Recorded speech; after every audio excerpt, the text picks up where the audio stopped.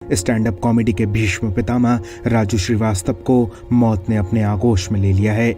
42 दिनों तक राजू वेंटिलेटर पर जिंदगी की खूब जंग लड़े, लेकिन आज उन्होंने इस लड़ाई का अंत कर दिया।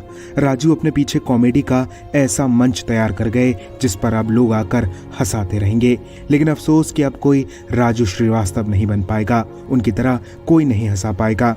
आम जिंदगियों से उठे गजोदर और दामोदर जैसे किरदारों को अब कोई नहीं जी पाएगा।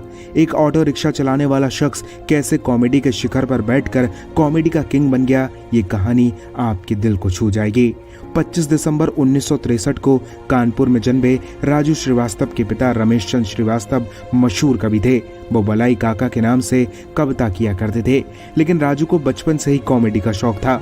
वो बचपन से ही अमिताभ जैसे स्टार्स की मिमिक्री किया करते थे। वो एक कॉमेडियन बनना चाहते थे, लेकिन उनके इसी काम से उनके घर वाले काफी परेशान रहते थे, क्योंकि राजू श्रीवास्तव की फैमिली में हर कोई पढ़ा लिखा था और सरकारी नौकरी वाला होता था। इसलिए परिवार को लगता था कि राजू आगे चलकर क्या करेंगे।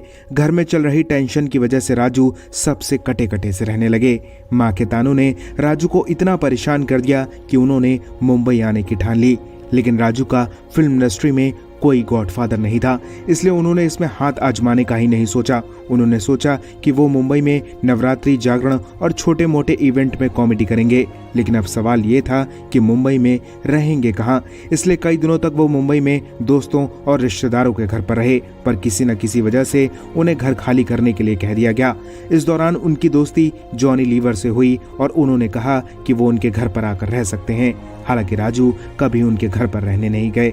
राजू को तंगहाली का भी सामना करना पड़ा। घर से भेजे गए पैसों से मुंबई जैसे शहर में उनका खर्च पूरा नहीं हो पाता था। अपने खर्च को पूरा करने के लिए राजू ने मुंबई में ऑटो रिक्शा चलाना शुरू कर दिया था। राजू श्रीवास्तव का पहला शो टी टाइम मनोरंजन था। उन्होंने कई फिल्मों में भी खास रोल किए, लेकिन अभी तक उन्हें वो पहचान नहीं मिली थी जिसकी उन्हें तलाश थी। इसके बाद Raju Srivastava the great Indian laughter challenge का हिस्सा बने। इस शो में राजू ने अपने मजाकिया और देसी अंदाज के कॉम्बिनेशन से लोगों को अपना दीवाना बना लिया।